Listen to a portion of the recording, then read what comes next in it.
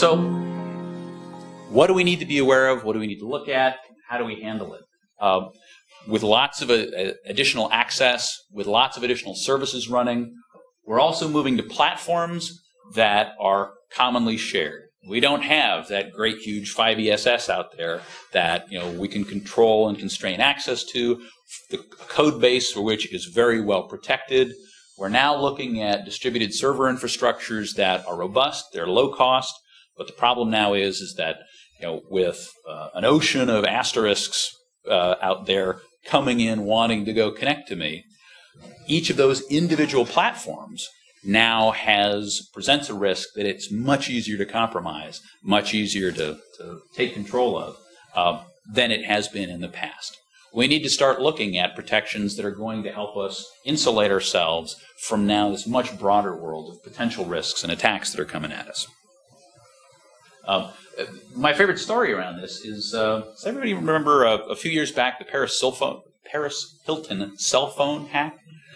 Got tons of press. Everybody thought, wow, they hacked a T-Mobile phone. Geez, how'd they do that?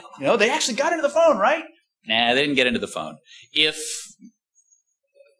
knowledgeable accounts are to be trusted on this, it was a set of folks who had actually gotten into the T-Mobile network through local office provisioning capabilities. So what they did is they socially engineered the little store at the mall and were able to gain access to provisioning systems for the phones.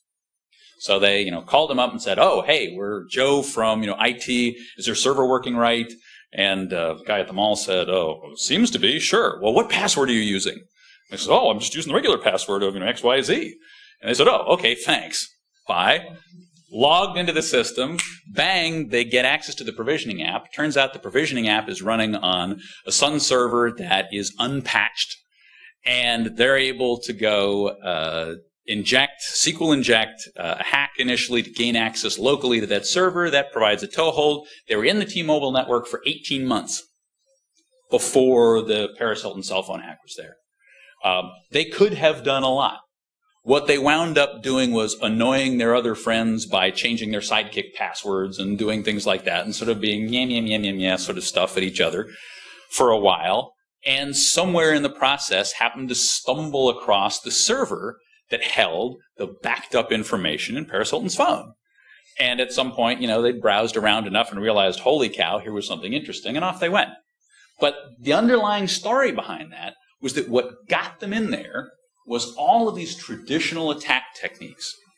They were able to go gain access to the original server because of a SQL injection problem. It was application hardening at the front end. So as we start looking at provisioning services, how are we going to go provision all these great multimedia services that are going to come at us? I mean, our servers can be as strong as they want, but if the application that happens to be running on it is not securely crafted, we've got a potential at the front end that'll allow an attacker to get in and with enough time be able to go get and do whatever they need to do. And once they're inside and have a toehold and are able to go get in and deal with the system, all the doors are open. So what do we do? We've got to get back to basics in terms of information security kinds of stuff. And the bottom line is taking a look at protecting the infrastructure itself. Yes, building peering connections and putting systems in place so that we can ensure that the actual interchange between us and our peers are secure and regulated by policy are absolutely essential. And we also need to make sure that the systems in the network on which all this stuff is running is important. So it's getting back to making sure that it's the really mundane, boring stuff like patch management, partitioning networks in ways in which they can be understood well, making sure that you really understand what's moving between that network, which systems are connecting to which. Is that server that you have in the core of the network running your provisioning systems suddenly have an SSH connection out to a server in China?